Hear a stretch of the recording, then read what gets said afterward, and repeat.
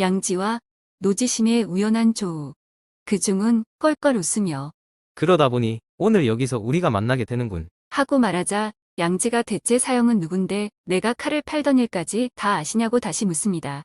나는 연안부 노충 경략성공 장전에 있던 군관노 제하리오. 내가 주먹새 방으로 진관서를 때려 죽이고 오대산으로 가 머리를 깎고 중이 되었소. 사람들은 내 등에 문신이 있는 것을 보고 화화상 노지심이라고 하오. 그러고 보니 한 고향 사람이구려. 내가 강호에서 사형의 명성을 익히 들어 알고 있소이다. 듣자 하니 사형은 대산국사에 계신다고 하던데 어째서 지금 여기 와 계시오? 한마디로 간단히 다 말해줄 수는 없소이다. 내가 대산국사에서 채마밭을 지키고 있을 때 고태위가 표자도 인충을 해치려고 하는 것을 보고 하도 분해서 그 사람을 창주까지 데려다 주어서 생명을 구해 주었소.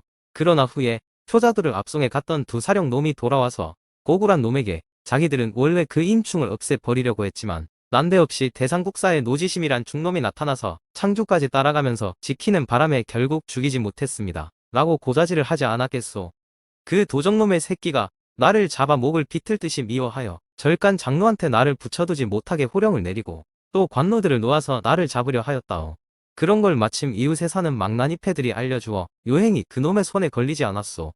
그래서 내가 먼저 손을 써서 채마정 공청을 불사지르고 도망쳐서 동서로 강호를 떠돌던 중에 맹주 십자파를 지나다 주점주인 여편네한테 목숨을 빼앗길 뻔했었소. 그 여편네가 나한테 몽한약을 먹여 거꾸로 뜨렸는데 마침 그 남편이 일찍 돌아와 내 몰골과 선장궤도 등을 보고 급히 해독약을 먹여 소생시켜 내 이름을 묻고 그 집에서 며칠 묵게 한 후 의형제까지 맺었지 뭐요. 사실 그들 부부도 강호에서 이름난 호환들이오. 그 남편은 채원자 장청이고 그 처는 모야차 손이랑이라고 하는데 의리가 아주 깊은 사람들이었소. 그 집에서 며칠 묵는 동안 이곳 일용산 보주사가 몸을 붙일 수 있는 곳이라고 알려주어 일부러 찾아와 등용이란 자를 만났소. 한데 그놈이 나를 받아주지 않아서 그놈과 한바탕 싸우기까지 했다오. 그놈이 나를 당해낼 수 없으니까 산채의 관문 셋을 모두 꽁꽁 닫아버리지 않겠소. 그렇게 되니 딴 데로 올라갈 길이 전혀 없더란 말이오.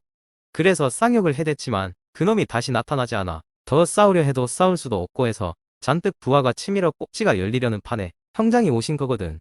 노지심이 장황하게 자기의 지난 일들을 말해줍니다. 지심의 말을 듣고 난 양지는 매우 기뻐하며 엊그제 있었던 상황들을 이야기해주면서 조정이 알려주어 이리로운 사연을 낱낱이 말해주었습니다. 양지는 지심에게 그 환속 땡초들이 문을 걸어버렸다면 여기 있어도 소용이 없을 것 같으니 그럴 바에야 다시 조정의 집으로 가서 상의해보는 것이 좋겠다고 말합니다.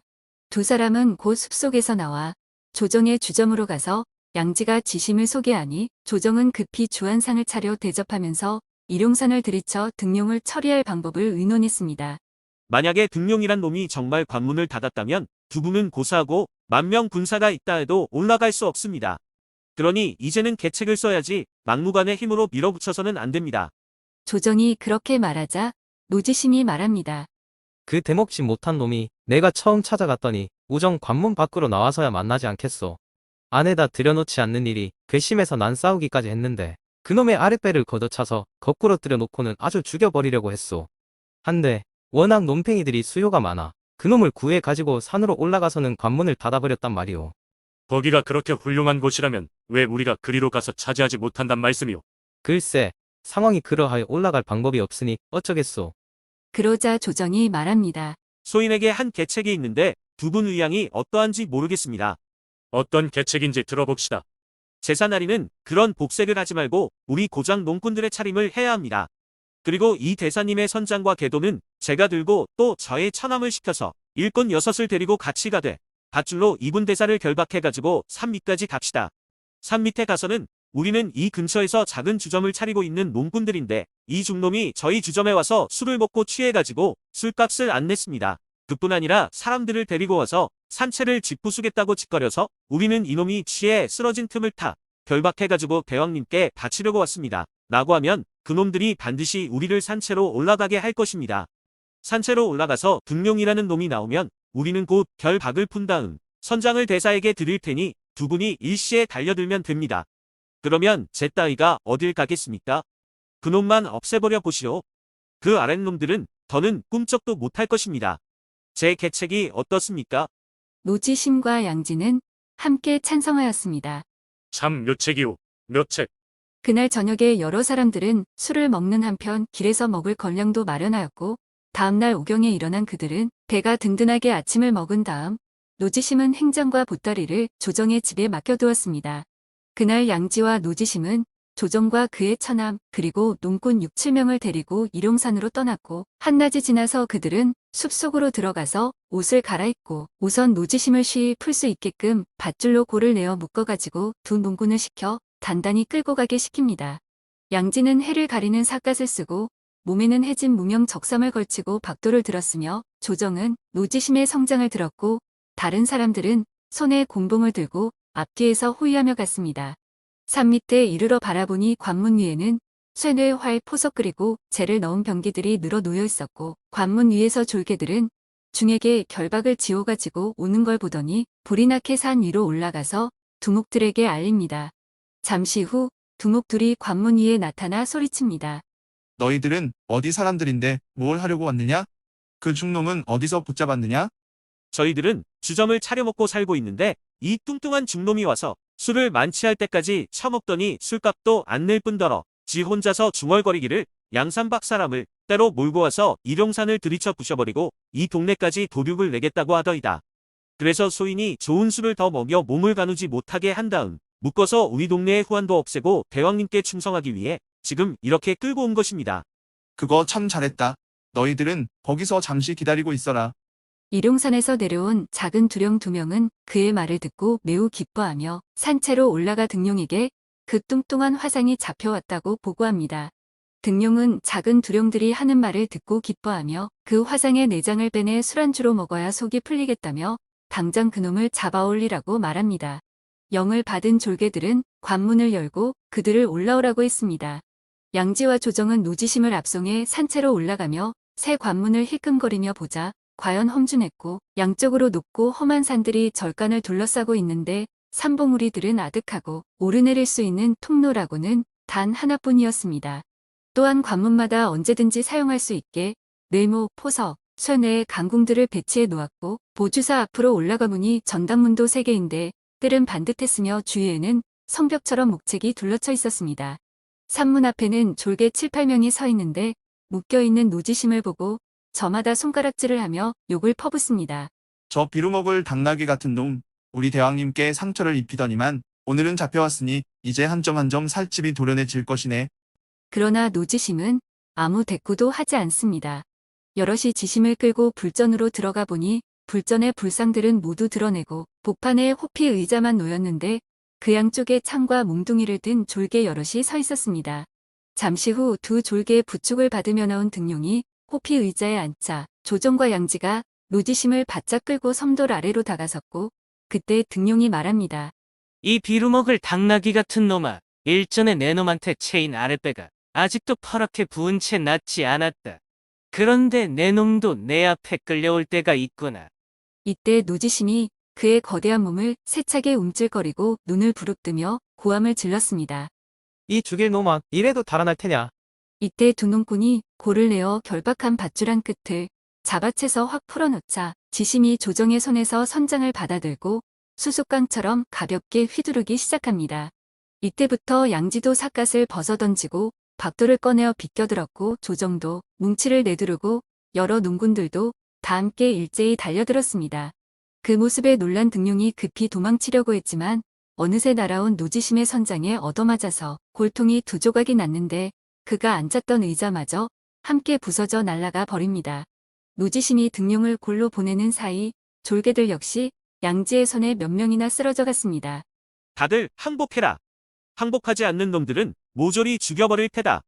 조정이 외치자 절간 앞뒤에 있던 4,500명의 졸개들과 몇몇 작은 두령들은 겁에 질려서 꼼짝 못하고 앞으로 나와 항복합니다.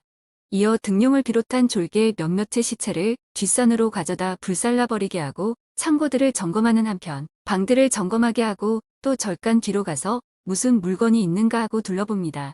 그리고 술과 고기를 장만해서 먹고 마시기 시작했고 산채의 주인이 된 노지심과 양지가 축하연을 베풀자 졸개들은 모두 다 순순히 그들에게 복종했으며 종전대로 작은 두령을 두어 졸개들을 거느리게 했습니다.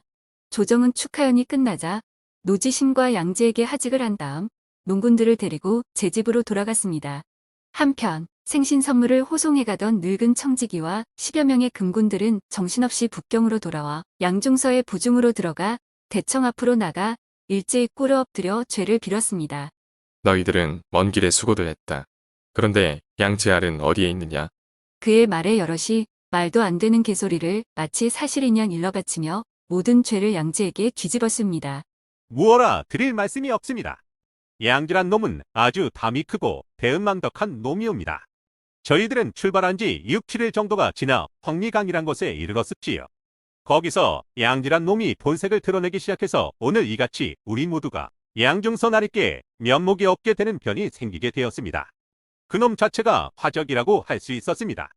늙은 청지기와 10여 명의 군졸들은 황리강에서 있었던 일에 모두 앞에 양지를 집어넣고 자신들이 한 일에 정반대되는 말로 양중서에게 일러바치기 시작합니다. 자기들이 술을 먹자고 한 것이 아니라 자기들은 절대 먹을 수 없다고 하는데 양지가 고집을 부리며 별일 없을 테니까 한 잔씩 하라고 해서 어쩔 수 없이 한 잔씩 마셨다고 둘러댔습니다. 그리고 그 술 속에 양지와 미리 모력을 세워놓은 7 화적들이 몽환약을 타놓았고 결국 채 한 잔씩도 안 마시고 살짝 목만을 축였는데도 쓰러져 그들이 재물을 술에 실어가는 것을 뻔히 보면서도 막을 수 없었다고 거짓말을 합니다.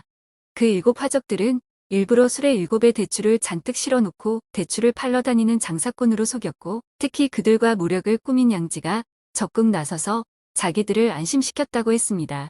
그렇게 말하며 청지기는 양지를 더 이상 악질릴 수 없는 배은망덕한 도적놈으로 몰아세웠고 그의 말을 들은 양중서는 몸을 부르르 떨며 주먹을 불끈 쥐고 저주의 말을 합니다. 저런 정배사리꾼 같으니라고. 제놈이 죄를 지은 죄수임에도 불구하고 내가 애써 천거해 주어 사람을 만들려고 했는데 그렇게도 배은망덕한 짓을 했더란 말이냐. 내 그놈을 잡기만 하면 능지처참을 하고야 말 것이다. 그리곤 곧바로 서리를 불러서 공문을 꾸미도록 하여 즉시 관찰을 밤낮을 도와 제주로 가도록 하였고 편지 한 통을 따로 써서 관속에게 주며 가능한 빨리 동경으로 가서 태사에게 알리도록 했습니다. 밤낮을 가리지 않고 가능한 빨리 동경에 도착한 관속이 태사에게 서신을 전해주자 그것을 읽고 난 태사는 대경실색을 합니다. 여기서 말하는 관차는 관하에서 파견하던 굴레나 사령 등 속의 아전을 이르는 말입니다. 참으로 대담한 도적놈들이로구나. 작년에도 내 사위가 예물을 올려보낸 것을 중도에서 빼앗아 간 놈들을 여지껏 붙잡지 못하고 있는데 올해 또 같은 일을 저지른 놈들을 어찌 가만둘 수 있겠단 말이냐.